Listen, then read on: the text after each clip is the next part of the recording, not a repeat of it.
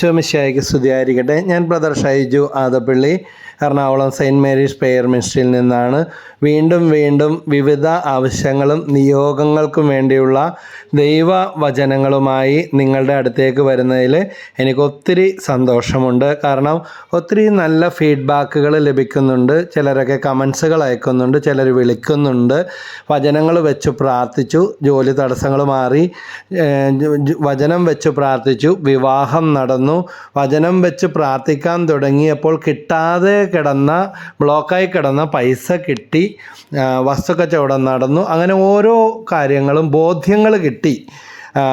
എന്താണെന്ന് തീരുമാനമെടുക്കാൻ പറ്റാതെ കലങ്ങി മറിഞ്ഞ് കിടന്നിരുന്ന അവസ്ഥകൾ, അങ്ങനെയൊക്കെയുള്ള ഒത്തിരി മെസ്സേജുകൾ, കമൻസുകളുണ്ട്. ചിലർ ഫോൺ വിളിച്ചൊക്കെ പറയുന്നുണ്ട്, നേരിട്ട് കാണുന്നുണ്ട്. അപ്പോൾ ഇതിനെല്ലാം ഞാൻ നിങ്ങളെ ഓർത്ത് ദൈവത്തിന് നന്ദി പറയുന്നു.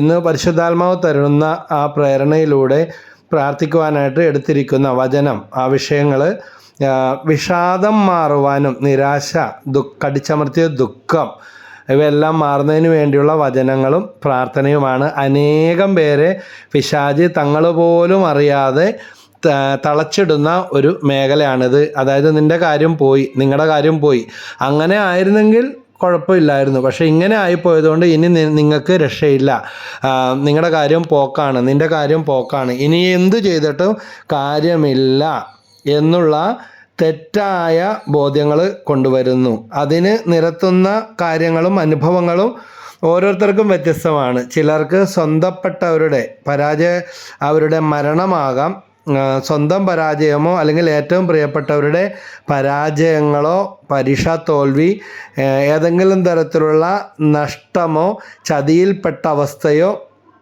സ്നേഹിച്ച് വഞ്ചിക്കപ്പെട്ട അവസ്ഥകളോ, ഇങ്ങനെയൊക്കെ അത് നിരാശയ്ക്കും കടിച്ചമർത്തിയ ദുഃഖത്തിനുമൊക്കെ കാരണമായി തീരും, വിഷാദ രോഗികളാക്കി മാറ്റും. പിന്നീട് ഇത് കുറ്റബോധത്തിലേക്കും വെറുപ്പിലേക്കും അപകർഷതാബോധം, ഭയം, ആത്മഹത്യാ പ്രവണത ഇവയിലേക്ക് പോലും നയിക്കും. ഇത് കേട്ടുകൊണ്ടിരിക്കുന്ന പലരും ദൈവത്തിൻ്റെ പരിശുദ്ധാത്മാവ് ബോധ്യങ്ങൾ തരുന്നു. ഇപ്പോൾ ഈ വചനം കേൾക്കുന്നവരിൽ ചിലർ മരിക്കാൻ വേണ്ടി പോലും ശ്രമിച്ചതും ആഗ്രഹിച്ചതും പ്രാർത്ഥിച്ചവരുമുണ്ട്. ദൈവത്തിൻ്റെ കരുണ കൊണ്ട് ജീവിച്ചിരിക്കുന്നവരാണ്. കാരണം അവരെക്കുറിച്ച് ദൈവത്തിന് ഒരു പദ്ധതിയുണ്ട്. അപ്പോൾ നിരാശപ്പെട്ടവൻ ചിന്തിക്കുന്ന ഇതാണ്, എനിക്കിനി ഭാവി ഇല്ല. പക്ഷേ ദൈവം പറയുന്നത് എന്താണ്? നിനക്ക് ഭാവിയുണ്ട്. ഇത് കേൾക്കാൻ പിശാച് സമ്മതിക്കത്തില്ല. കാരണം ലോകത്തിൻ്റെ അരൂപി, ഈ ലോകത്തിൻ്റെതായ ബോധ്യങ്ങൾ ലോകപ്രകാരം ചിന്തിക്കാനായിട്ട് ഇട്ടുതരും. അപ്പോൾ വചനം പറയുന്നുണ്ട് നിനക്ക് ഭാവിയുണ്ട്. അപ്പോൾ ഏതാണ് ശരി? നമ്മളാണോ ശരി? ദൈവമാണോ ശരി? തീർച്ചയായും ദൈവമാണ് ശരി. യെരമ്യ 29:11 പറയുന്നുണ്ട്, എനിക്ക് നിങ്ങളെക്കുറിച്ച് ഒരു പദ്ധതിയുണ്ട്. എങ്ങനെയുള്ള പദ്ധതിയാണ്? നാശത്തിനുള്ള, ദോഷത്തിനുള്ള പദ്ധതി അല്ല എന്ന് അവിടെ പ്രവാചകനിലൂടെ വചനം, യെരമ്യ പ്രവാചകനിലൂടെ യെരമ്യ 29:11 വ്യക്തമായിട്ട് പറയുന്നുണ്ട്. അപ്പോൾ ഈ ബോധ്യം നമുക്കുണ്ടാകണം. ഈ നിരാശയും ദുഃഖത്തിനും വിഷമത്തിൻ്റെ എല്ലാം അടിസ്ഥാന കാരണം പരാജയപ്പെട്ടതോ, ജോലി നഷ്ടപ്പെട്ടതോ, IELTS OET വിജയിക്കാതെ പോയതോ, അല്ലെങ്കിൽ പ്രിയപ്പെട്ടവരുടെ വേർപാടോ, അതൊക്കെ ഒരു കാരണങ്ങൾ മാത്രമാണ്. യഥാർത്ഥ അടിസ്ഥാന കാരണം എന്താണ്? ദൈവ സ്നേഹം നഷ്ടമാകുന്നതാണ്. ഇതിലൊക്കെ നമ്മുടെ ബോധ്യങ്ങളും പ്രതീക്ഷയും പ്രത്യാശയും വെക്കും.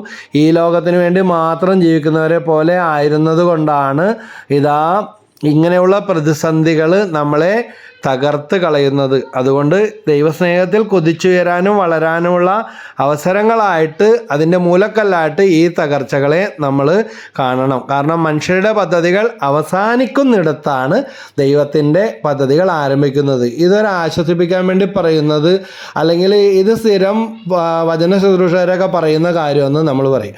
പക്ഷേ കഴിഞ്ഞ 34 വർഷം മുമ്പ് എൻ്റെയും ഞങ്ങളുടെ കുടുംബജീവിതത്തിലും ഫേസ് ചെയ്ത് കടന്നു വന്ന, ഇനി ഈ അവസ്ഥയിൽ നിന്ന് ഒരിക്കലും മോചനമില്ല, ഇതിങ്ങനെ തന്നെ മരിച്ചു മണ്ണടിച്ചു പോകും എന്ന് വിചാരിച്ച അവസ്ഥകളിൽ നിന്നാണ് ഈ ദൈവവചനങ്ങൾ പഠിക്കുകയും പ്രാർത്ഥിക്കുകയും അനേകർക്ക് പറഞ്ഞു കൊടുക്കുകയും ചെയ്ത് കൊതിച്ചുയരുന്നത് പോലെ ദൈവം സമസ്ത മേഖലയിലും അനുഗ്രഹങ്ങളും മാറ്റങ്ങളും തന്നു. ഇത് പറഞ്ഞു കൊടുത്ത കേട്ട അനേകർക്ക് ഇതുപോലെ വചനങ്ങൾ പറഞ്ഞു കൊടുത്തപ്പോൾ അവർ പറഞ്ഞു ഒരിക്കലും വിശ്വസിച്ചില്ല, ഇത് ഭയങ്കര അത്ഭുതമായി പോയി എന്ന് പറഞ്ഞ കാര്യങ്ങൾ ഈ വിഷയത്തെ സംബന്ധിച്ച് ഉണ്ടായിട്ടുണ്ട്. അന്ന് പറഞ്ഞപ്പോൾ ഞങ്ങളിത് വിശ്വസിച്ചില്ല, ഇപ്പോൾ ഞങ്ങളും വിശ്വസിക്കുന്നു, ബ്രദറിൻ്റെ ജീവിതത്തിൽ ഉണ്ടായതുപോലെ തന്നെയാണ് എന്ന് പറയും. അതുകൊണ്ട് നിങ്ങൾ അപകർഷബോധത്തിനോ മറ്റ് മുറിവുകൾക്കോ വിഷമങ്ങൾക്കോ ദുഃഖങ്ങൾക്കോ അടിപ്പെട്ടിരിക്കുന്നെങ്കിൽ ഈ വചനങ്ങൾ ഇന്ന് തൊട്ട് ദിവസവും പ്രാർത്ഥിക്കാനായിട്ട് തുടങ്ങുക.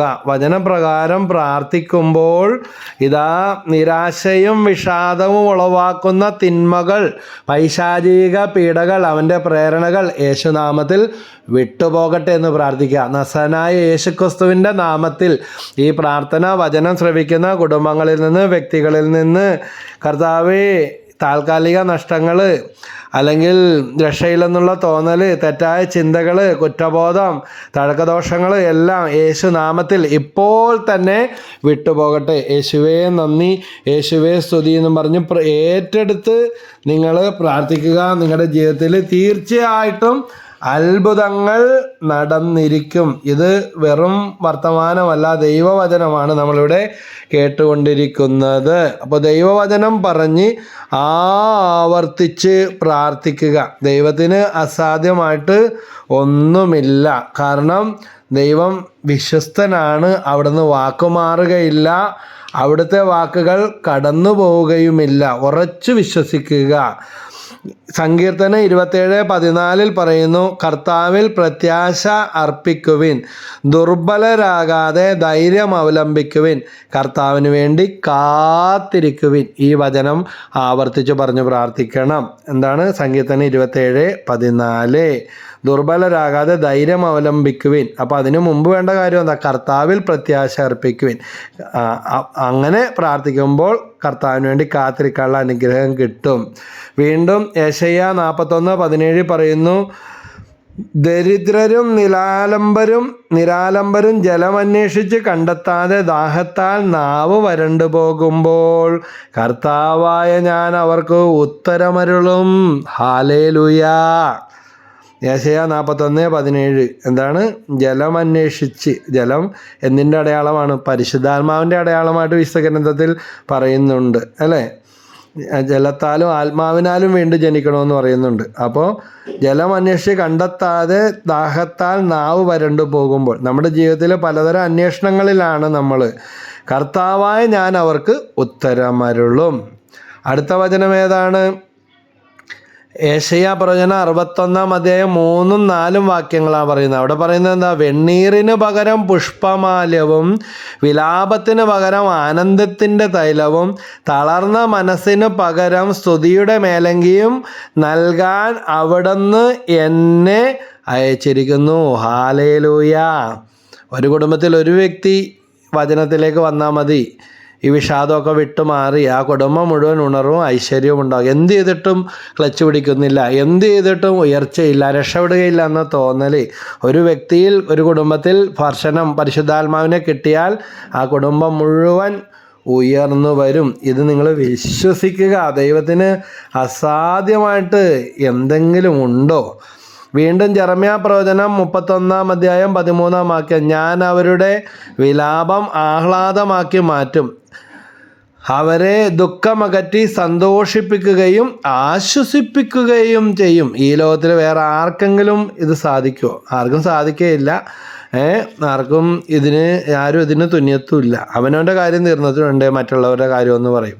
അപ്പോൾ ഈ വചനം പറഞ്ഞ് പ്രത്യേകം പ്രാർത്ഥിക്കുക. വീണ്ടും ഫിലിപ്പിയർ 4:4 നിങ്ങളെപ്പോഴും നമ്മുടെ കർത്താവിൽ സന്തോഷിക്കുവിൻ. ഞാൻ വീണ്ടും പറയുന്നു, നിങ്ങൾ സന്തോഷിക്കുവിൻ.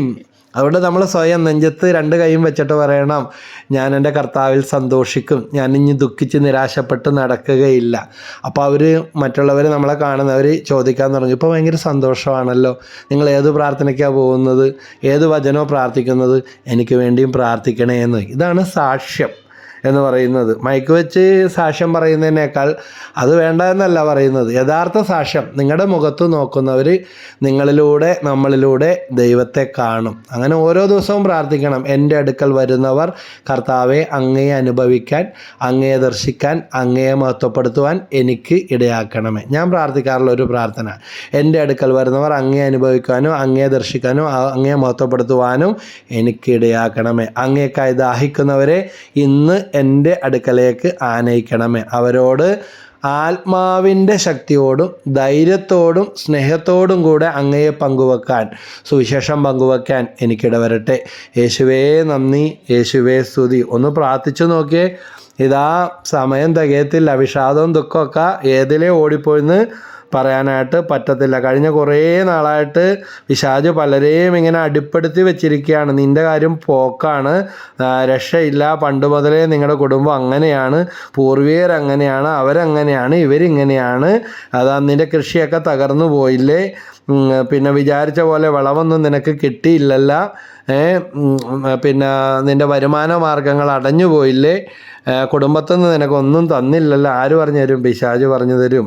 ഇതാ ഇങ്ങനെയെല്ലാം ഉണ്ടായ എല്ലാ പ്രതികൂലങ്ങളിലും ഹബബു പ്രവാചകൻ 3-ാം അധ്യായം 17-18 അത്തിവൃക്ഷം പൂക്കുന്നില്ലെങ്കിലും, മുന്തിരിയിൽ ഫലങ്ങളില്ലെങ്കിലും, ഒലിവുമരത്തിൽ കായ്കൾ ഇല്ലാതായാലും, വയലുകളിൽ ധാന്യം വിളയുന്നില്ലെങ്കിലും, ആട്ടിൻകൂട്ടം ആലയിൽ അറ്റുപോയാലും, കന്നുകാലികൾ തൊഴുത്തിലില്ലാതായാലും ഞാൻ കർത്താവിൽ ആനന്ദിക്കും. വല്ലവരും വന്ന് നിനക്ക് കന്നുകാലികളെ മേടിച്ച് തരൂല്ല എന്നല്ല. കഴിഞ്ഞ ദിവസം പത്രത്തിൽ കണ്ട, ഇന്നുമൊക്കെ ഉണ്ട്, ഇതാ ഒരു അപ്പൻ മരിച്ചുപോയ ആ മകൻ, ആ ഭവനത്തിൽ മകൻ 10ഓളം കന്നുകാലികളുണ്ടായിരുന്നു. കപ്പത്തൊണ്ട് തിന്നാനായിട്ട് ഇട്ട് കൊടുത്തു കഴിഞ്ഞപ്പോൾ പശുക്കളെല്ലാം ചത്തുപോയി. ആ കുടുംബത്തിൻ്റെ വരുമാന മാർഗം അടഞ്ഞുപോയി. പത്രത്തിൽ നിങ്ങളൊക്കെ വായിച്ചു കാണും. പക്ഷേ അവൻ്റെ സങ്കട വാർത്ത മാധ്യമങ്ങളിലൂടെ വന്നപ്പോൾ ഇന്ന് സിനിമാ നടന്മാരും പല സാമൂഹ്യ പ്രവർത്തകരും പ്രശസ്തരും നഷ്ടപ്പെട്ടതിനേക്കാൾ അനേകം മടങ്ങ് വാഗ്ദാനങ്ങളും സഹായങ്ങളുമായിട്ട് ആ മകന് എത്തിച്ചു കൊടുത്തുകൊണ്ടിരിക്കുകയാണ്. അപ്പോൾ ഇവിടെ തന്നെ അത് കിട്ടുകയാണ്. പോയിട്ട് നിസ്സാര ദിവസമേ ഉള്ളൂ. ആ കുടുംബത്തിൻ്റെ ദുഃഖം വലിയ സന്തോഷമായിട്ട് മാറുകയാണ്. അപ്പോൾ ഹബബു പ്രവാചകൻ്റെ ആ വചനങ്ങൾ നമുക്ക് ഓർക്കാൻ, ലോകം തരും, വ്യക്തികൾ തരും, മറ്റുള്ളവർ തരുമെന്നല്ല. ഇതാ ഇങ്ങനെ പറയാറുണ്ട് ഞാൻ, ജീവനുള്ളതിനെ തേടാൻ കഴിവുള്ള നീ എന്തിനാ ചത്തതിനെ അന്വേഷിച്ച് നടക്കുന്നത് എന്ന്. എങ്ങനെയുണ്ട്? IMS ധ്യാനകേന്ദ്രത്തിൻ്റെ ഡയറക്ടർ പ്രശാന്തച്ചൻ പറയുന്ന ഒരു വാക്കുണ്ട്. അതായത് പുല്ല് വളരാൻ അധ്വാനം ആവശ്യമില്ല, പക്ഷേ നെല്ല് വിളയണമെങ്കിൽ നല്ല അധ്വാനം ആവശ്യമുണ്ട്.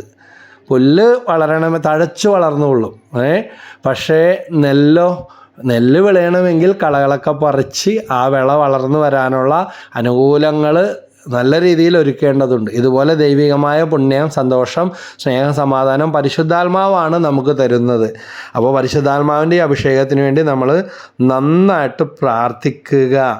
മുന്തിരി ഫലം നൽകാതിരുന്നാലും, അത്തികൾ പൂച്ചൂടുന്നില്ലെങ്കിലും, വയലുകൾ വരണ്ടാലും, വിളവുകൾ നശിച്ചാലും, കർത്താവിലെന്നും ഞാൻ ആനന്ദിക്കും. ഹബബു പ്രവാചകൻ്റെ ആ വരികളാണ് ഈ ഗാനരൂപത്തിൽ. അപ്പോൾ അനുകൂലങ്ങളും പ്രതികൂലങ്ങളും അതിൻ്റെ എല്ലാം മധ്യേ ദൈവത്തോട് ചേർന്ന് നിൽക്കുക, ദൈവത്തിൽ ആശ്രയിക്കുക. ഏശയ്യാ പ്രവചനം 40-ാം അധ്യായം 30-31 വാക്കുകൾ പറയും. യുവാക്കൾ പോലും തളരുകയും ക്ഷീണിക്കുകയും ചെയ്തേക്കാം, ചെറുപ്പക്കാർ ശക്തിയേറ്റ് വീഴാം, എന്നാൽ ദൈവത്തിൽ ആശ്രയിക്കുന്നവർ. അല്ലാത്തവർക്കാ അയ്യോ ഏതോ ഒരു പരീക്ഷയിൽ തോറ്റുപോയി, ഏതോ ഒരു ഇൻ്റർവ്യൂവിൽ കിട്ടിയില്ല. ആർക്കാ ഒറ്റ ഇൻ്റർവ്യൂവിൽ തന്നെ എല്ലാം കിട്ടിയിട്ടുള്ളത് ഈ ലോകത്ത്? ഏത് മഹാന്മാരുണ്ട്, ഏത് വിശുദ്ധന്മാരുണ്ട് ഒരു പരീക്ഷയിലും തോൽവിയില്ലാത്തവരായിട്ട്? അതെല്ലാം ചുവടുകളായി, സ്റ്റെപ്പുകളാക്കി മാറ്റിയിട്ടുള്ളതാണ് പണ്ഡിതന്മാരും മഹാന്മാരും ജ്ഞാനികളും ഒക്കെ. അതോടുകൂടി എല്ലാം പോയെന്ന് പറഞ്ഞിരിക്കുന്നത് അഹങ്കാരിയുടെ ലക്ഷണമാണ്. അല്ലെങ്കിൽ നമ്മൾ പോലും അറിയാതെ പിശാച് നമ്മളെ അഹങ്കാരത്തിന് അടിമയാക്കി നമ്മളിൽ തന്നെ ഞാൻ വിചാരിച്ചത് നടന്നില്ല, അന്നത്തോട് കിട്ടിയില്ലെങ്കിൽ എല്ലാം പോയി, ആ കല്യാണം നടന്നിരുന്നെങ്കിൽ അത് നടക്കാത്തതുകൊണ്ട് ഇത് പോയി. ഇല്ല പ്രിയ ദൈവം, ദൈവം ഒരുക്കിയ ആൾ മാത്രമേ നിന്നെ സ്വീകരിക്കത്തുള്ളൂ. ദൈവം ഒരുക്കിയ മകളെ മാത്രമേ നിനക്ക് കിട്ടത്തുള്ളൂ. ബലം പിടിച്ചിട്ട്, വാശി പിടിച്ചിട്ട്, മസിൽ പിടിച്ചിട്ടൊന്നും കാര്യമില്ല. അതും പറഞ്ഞ് കല്യാണവും വേണമെന്ന് വെച്ചിട്ട് കാര്യമില്ല. എളിമപ്പെടുക. പരീക്ഷാ ഭയമോ പരാജയമോ വ്യക്തികളിൽ നിന്നുള്ള അവഗണനയോ ഇത് സ്റ്റെപ്പുകളാക്കി മാറ്റുക. അവരോട് വാശി അഹങ്കാരമൊന്നും വേണ്ട, വെല്ലുവിളിയും വേണ്ട.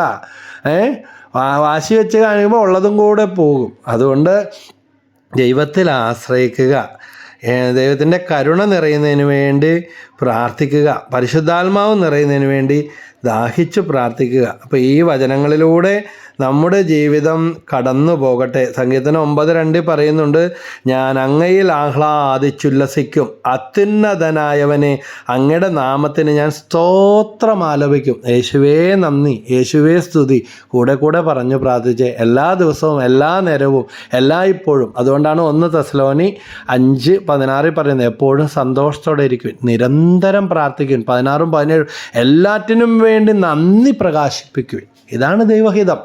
എല്ലാറ്റിനും വേണ്ടി. അല്ലെങ്കിൽ നമ്മളോടമസ്ഥരായിപ്പോവും. നമ്മൾ വിചാരിച്ച പോലെ എല്ലാം ശരിയായി വന്നാൽ നമ്മൾ വിചാരിക്കും ഒറ്റത്തവണ കൊണ്ട് തന്നെ കിട്ടിയാൽ കിട്ടൂലെന്നല്ല പറയുന്നത്, കിട്ടുന്നവർ ധാരാളം പേരുണ്ട്. അപ്പോൾ അവർ പറയാറുള്ള വാക്യതാ, ദൈവമേ നന്ദി, എൻ്റെ കഴിവുകൊണ്ടല്ല കിട്ടിയത്. അല്ലാത്തവർ പറയും, എന്ത് പറയും, അയ്യോ ഞാൻ കിട്ടുമെന്ന് തന്നെ വിചാരിച്ചത്, എത്ര പ്രാവശ്യം കിട്ടി, എത്ര രൂപ കിട്ടി, അതുകൊണ്ടാണ് കിട്ടാത്തത്, ഞാൻ വിചാരിച്ചത് കൊണ്ടാണ്. ഞാനല്ല വിചാരിക്കേണ്ടത്. ഇതാ ധനികനായ യുവാവിനോട് ഈശോ പറയുന്നില്ല, നിനക്ക് ഒരു കുറവുണ്ട് എന്ന്. നിനക്കൊരു കുറവുണ്ട്. കൽപ്പനകളെല്ലാം പാലിച്ചിരുന്നവനാണെന്ന് അവനെക്കുറിച്ച് പറയുന്നത്. പക്ഷെ അവനൊരു കുറവുണ്ട്. എന്താ? എനിക്കൊരു കുറവും ഇല്ലെന്നുള്ള ചിന്ത.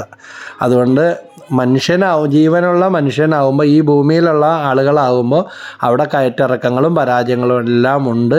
അത് ദൈവത്തിനായ യേശു പോലും എത്രയോ പരീക്ഷണങ്ങളിലൂടെ കടന്നുപോയി.